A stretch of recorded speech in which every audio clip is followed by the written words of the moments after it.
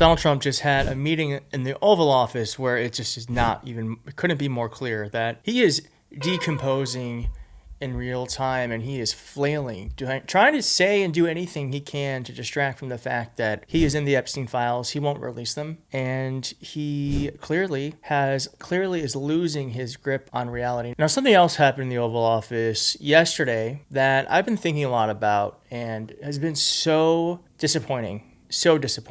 Tim Cook met with Donald Trump. Tim Cook, if you don't know, is the CEO of Apple, one of the greatest companies to ever exist, in my opinion. And this is what he did. This box was made here in the U.S., California. And this glass comes off the Corning line. It's engraved for President Trump. It's a unique unit of one. It was designed by a U.S. Marine Corps corporal, a former one, that works at Apple now. That's good. He's done well. Designed it for you. And the base comes from Utah and is 24 karat gold. And it sits, I'll take the liberty of setting it up. Wow.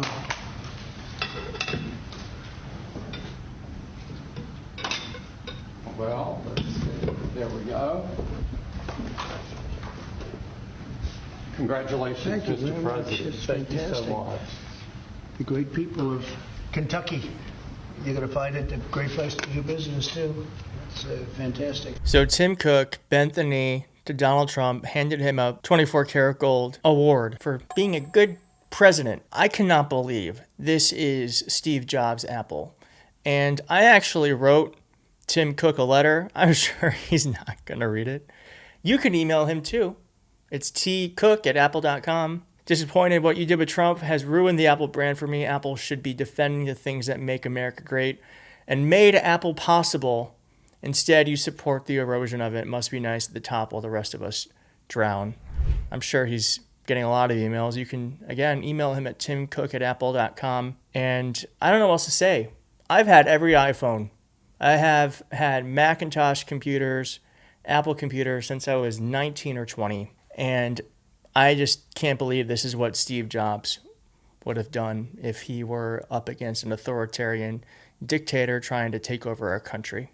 And who, by the way, is turning it gayer than Liberace. Look at this. This gold. It's not real gold. It's just like painted gold crap that he's putting all over the White House. It's disgusting.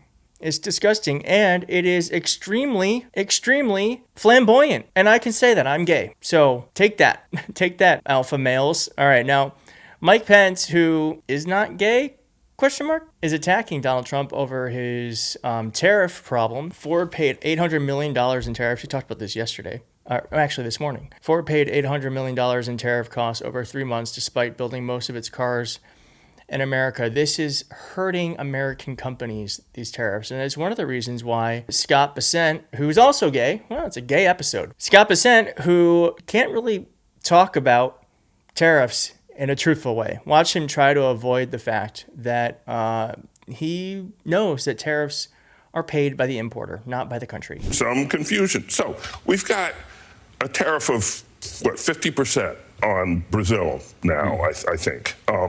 And so if someone here, an importer, wants to buy Brazilian products today or tomorrow and import them, they're going to pay 50% to the Treasury.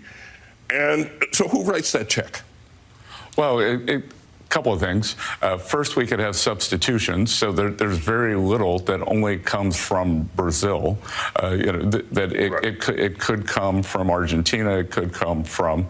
Right, but assuming it does come from Brazil, say, or it comes from any country with a tariff, who writes the check to the Treasury? Well, the check is written to the person who receives it at the dock in the U.S. Mm-hmm. The check is written by the person who receives it at the dock. So the tariff is paid in this country by the importer. Is that right? But the Brazilian exporter could decide that they want to keep market share. They could lower their price so that the full 50% of the tariff, say, and They can eat part of the cost. So he doesn't deny the fact that we pay for it. We pay for it. I will not stop saying it. If you get sick of hearing it, well, I'm going to stop saying it the second that we stop getting taxed. We stop getting taxed. The right is celebrating the fact that we're raising $30 billion a month from tariffs. That's us. That's us paying for it. A tax that did not exist before. Now, Donald Trump is also in the Oval Office today. Look at the fucking gold plating. It's awful. With a quack economist trying to justify why he hired this commissioner. Yes, George? Thank you, Mr. President. So I called the president because I had some very good news from some new data that we've been able to put together that no one has ever seen before, and I'll just very quickly go through these. So I was telling the president that he did the right thing in calling for a new head of the Bureau of Labor Statistics, because this shows that over the last 2 years of the Biden administration, the BLS overestimated job creation by 1.5 million jobs. That's Mr. President, that's a gigantic error. And I don't know if she's, I'm not It might making not have been an error, that's the bad part. If it was an error, it would be one thing. I don't think it's an error. I think they did it purposely. whether that, you may well be right, but even if it wasn't purposefully, it's incompetence. Right.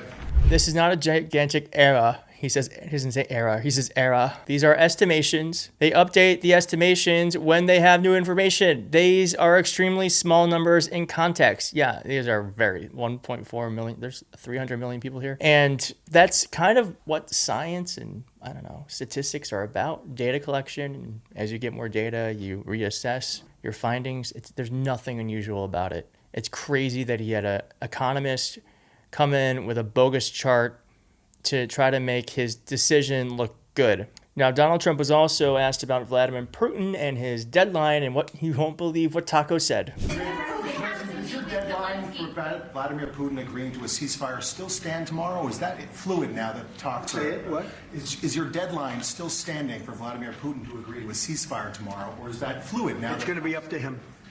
We're going to see what he has to say. It's going to be up to him. Very disappointed, yeah. Do you think that is making Vladimir Putin shaking his boots? The fact that Donald Trump is saying, that it's up to him now? That the red line he set, if Vladimir Putin crosses it, do you think that he's worried about what Donald Trump's going to do? I don't know.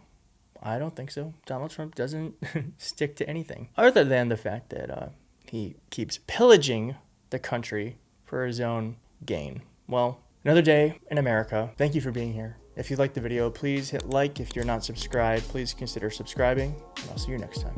Bye.